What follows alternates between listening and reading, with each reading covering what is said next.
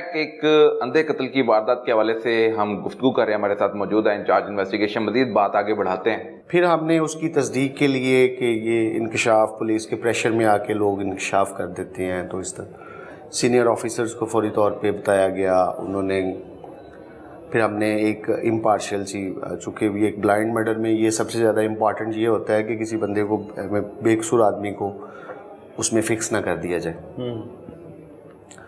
پھر جب اس نے انکشاف کر لیا، کنفیشن کر لیا، تو کنفیشن کے بعد اس کو یہ بڑا ضروری تھا کہ اس سے ہم نشاندہی کروائیں جائے. نشاندہی پہ لے کے گئے. اس نے پھر بڑا وہ آزادانہ طور پہ اس کی نشاندہی کروائی. اس نے ایگزیکٹلی وہ ٹھیک نشاندہی کی جائے، وہ گوا کی کہ یہاں پہ میں نے پھینکا تھا، وہ وہی جگہ تھی. پھر ایک سی سی ٹی وی کیمرہ تھا، وہ جو اس سے ٹائم بتایا، اس ٹائم پہ ہم نے جب سی سی ٹی وی کیمرہ کی ریکارڈنگ وہاں پہ جا کے چیک کی تو وہ واقعی اس سی سی ٹی وی کیمرہ میں بھی وہ آ گئے کہ یہ گزر رہا ہے وہاں. پولیس کے لیے وہ کون سا اہم سراغ تھا جس نے تفتیش کا رخ ہی بدل دیا؟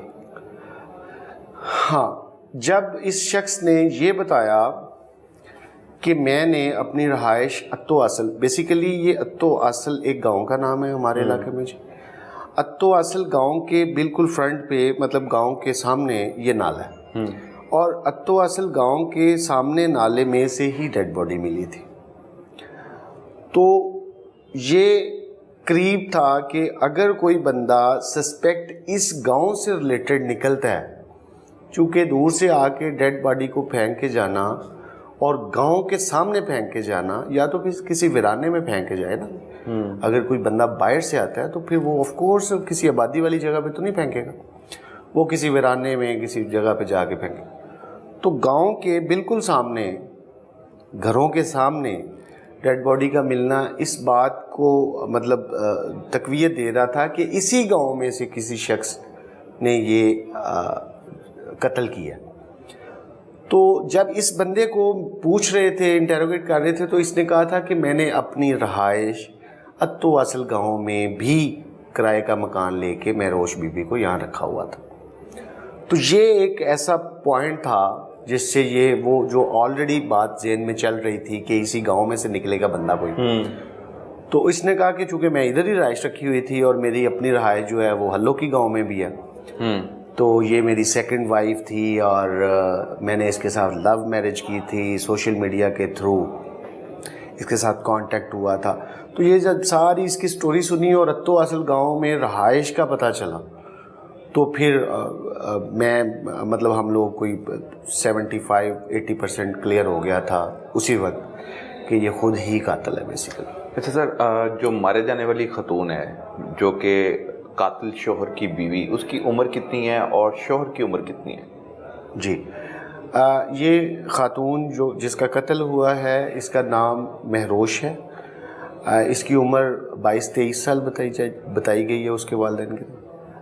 22-23 سال کی عمر تھی اس کی. اور جو خلیل اس کا ہسبینڈ جو قاتل ہے وہ 35 سال کے راؤنڈ اباؤٹ اس کی عمر ہے. ٹھیک ہے. خلیل نے اپنا آپ اس کو شو کرتا ہے کہ جیسے خلیل ایک ویل آف فیملی سے ہے، اور تو خلیل بھی شادی شدہ تھا. خلیل کی شادی ہو پہلے تھی. جیسے خلیل نے نہیں بتایا ہاں کہ میں شادی شدہ ہوں، کیا لڑکی نے بتا دیا تھا کہ اس کی بھی ایک بیٹی ہے؟ اور وہ بھی خلیل نے کنفیشن یہ کیا ہے، خلیل کو پتہ تھا اس بات کا کہ یہ شادی شدہ ہے آلریڈی، لیکن اس نے اس کو بلا لیا، جھانسا دیا، بلا لیا اپنی ایک سوشل میڈیا پہ ایک فیک پروفائل جس طرح سے لوگ بنا لیتے ہیں، مطلب اپنا اصل چہرہ تو فیس بک یا سوشل میڈیا ایپس نہیں ہے نا کسی انسان کا، کہ اس کے بیک گراؤنڈ میں کیا ہے، اس کا ویلتھ کا کیا عالم ہے، اس کا سوشل سٹیٹس کیا ہے اس کا.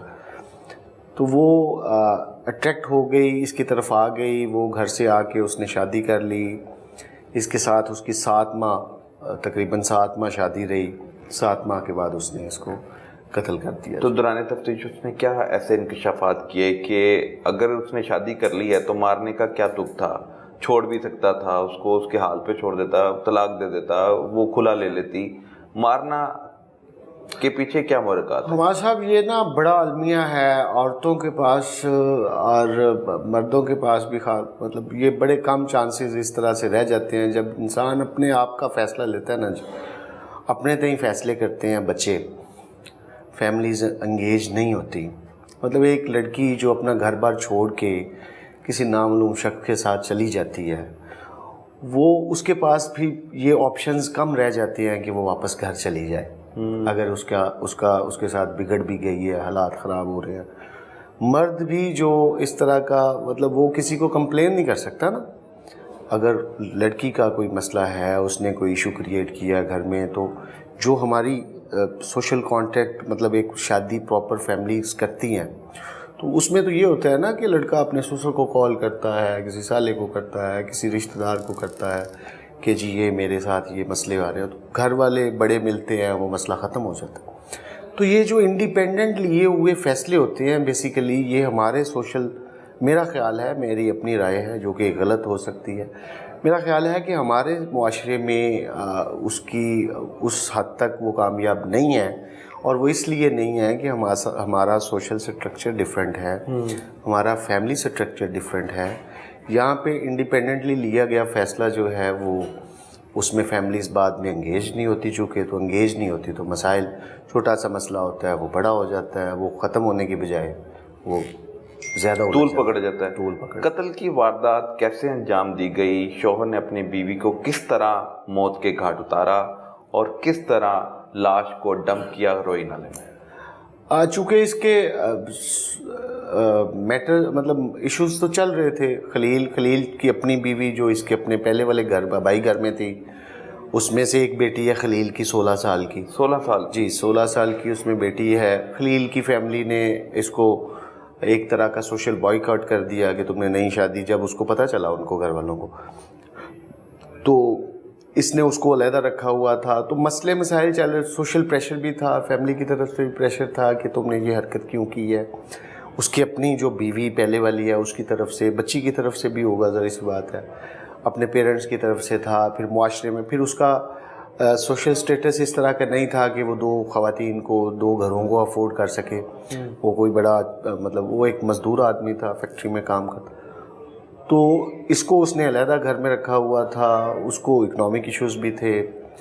پھر گھریلو ناچاکیاں بھی، چونکہ سوشل میڈیا کی دوستی تھی تو جب ایکسپیکٹیشنز پوری نہیں ہوتی خواتین لڑکیوں کی بھی، تو وہ اس طرح گھر میں گھریلو ناچاکیاں بھی ہو جاتی ہیں. تو جب گھریلو ناچاکی ان تمام وجوہات کی بنا پہ گھریلو ناچاکی بڑھ گئی، تو بڑھتے بڑھتے اس نے اس مدعے کو غائب کرنے کے لیے، ایشو کو ریزالو کرنے کے لیے اس نے اپنی ایک پلاننگ سوچی اپنے تئیں کہ میں اس طرح اس کو گلا دبا کے قتل کر دیتا ہوں. چونکہ وہ گھر میں ایک چھوٹی سی بچی تھی 2 سال کی، تو اس کو تو نہیں پتا نا. تو یہ میاں بیوی ہی رہ رہے تھے. تو اس نے اس کو رات کے اندھیرے میں، رات کی تاریکی میں کوئی 1-1:30-2 بجے اس کو گلا دبا کے قتل کر دیا. اس کے بعد اس کی ڈیڈ باڈی کو باہر نالے میں پھینک دیا اور جا کے تھانے میں رپورٹ کر دیا کہ اغوا ہو گئی ہے. نہیں، کس طرح لاش کو ٹھکانے لگانے کے لیے اس نے سارا وہ پلان یہ اس نے جب اس کو اپنے گھر میں ہی، جو گھر اس نے کرائے پہ لے رکھا تھا، اس گھر میں اس نے اپنی بیوی کو قتل کیا. اس کے بعد ایک کپڑے میں، ایک چادر میں اس کو باندھ لیا اور اس کو موٹر سائیکل پہ رکھا. موٹر سائیکل پہ رکھ کے روہی نالے سے اس کے گھر کا کوئی 200 میٹر کا فاصلہ تھا، وہ وہاں پہ لے کے آیا. وہاں پہ لا کے اس نے پھر ڈیڈ باڈی کو پھینک دیا، اس نالے میں پھینک. تو کیا صرف گھر میں خرچہ پورا نہ ہونا اور پھر گھریلو ناچاکی کا عمل دخل ہو جانا اور شادی کا بھی پتہ چل جانا کہ تمہاری ایک شادی پہلے بھی ہے، تو پھر یہ لڑائی جب طول پکڑتی ہے تو پھر اس نے یہ پلان بنایا ہوتا ہے، دوران تفتیش یہ انکشاف کرتا ہے؟ جی دوران تفتیش وہ یہ انکشاف کرتا ہے. اس کو اکنامک ایشوز بھی چل رہے تھے، سوشل پریشرز بھی چل رہے تھے. ان سوشل پریشرز کی وجہ سے گھریلو ناچاکی روز بروز بڑھ رہی تھی اور پھر ایک دوسرے کے شکوک و شبہات بھی پیدا ہو رہے تھے دونوں پارٹنرز کے درمیان کہ شاید وہ، چونکہ ایک لڑکی جو گھر سے آ گئی ہے اس کو یہ تانے بھی مل رہے تھے کہ تمہارے ایلیسٹ ریلیشن شپ میرے علاوہ بھی کسی کے ساتھ ہو سکتے ہیں، تو اس طرح کی چیزیں. تو یہ ساری چیزیں نے مل کے اس گھریلو ناچاکی کو زیادہ بڑھاوا دیا اور اس نے پھر وہ پلان کیا کہ اس کو مار کے میں اس کے اغوا کی FIR کروا دوں گا اور گھر والوں کو یا جو کوئی مجھ سے پوچھے گا تو میں اس کو کہوں گا کہ مجھے نہیں پتہ کہاں چلی گئی ہے، تو میں واپس اپنے گھر میں جا کے یہ گھر بھی چھوڑ دوں گا، کرایہ بھی ختم ہو جائے گا، سارے معاملات، میری زندگی دوبارہ سے سیٹل ہو جائے گی شاید. قاتل شوہر نے قتل کی واردات انجام دینے کے بعد یہ جو اغوا کا ڈرامہ رچایا ہے، کیا اس نے کوئی فلم دیکھ رکھی تھی، ڈرامہ دیکھ رکھا تھا کہ پولیس کو دھوکہ دے دے گا، جرم کو چھپا لے گا، اور کیا قتل کی واردات کو چھپایا جا سکتا ہے؟ میں نہیں سمجھتا کہ کبھی بھی قتل کی واردات کو کوئی بھی کرمنل چھپا سکتا ہے.